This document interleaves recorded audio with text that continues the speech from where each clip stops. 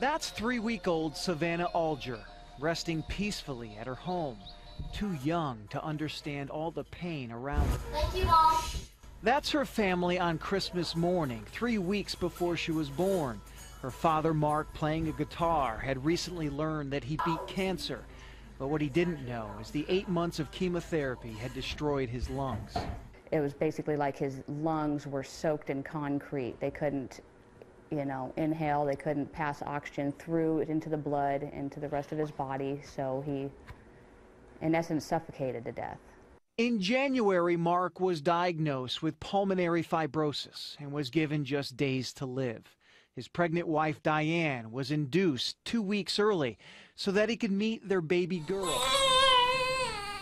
He got to be the first one to hold her. He held her for 45 minutes after she was born. Those few moments together are all he got.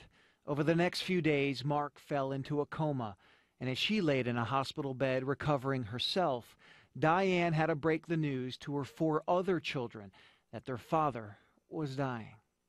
My 10-year-old says his dad is asleep.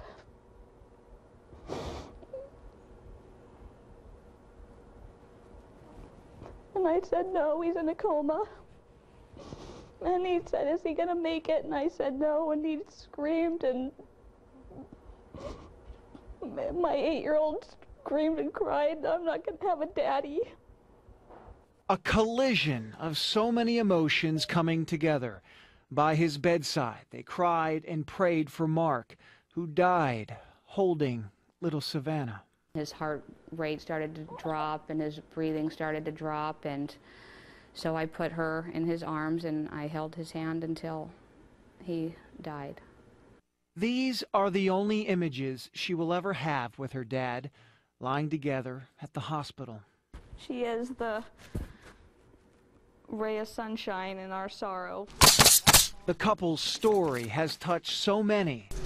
Friends, neighbors, even a company who the family was working with before Mark got sick, and whose workers volunteered their time to replace the couple's roof, a job Mark had planned to do before dying. He had dreams and aspirations to get his home in that condition, and we want to help bring that through even though he's still not here. And while they protect his home, DIane is now protecting their family without him. My children, they keep me going. I have no choice. Mourning the loss of a husband and a father by celebrating a new life.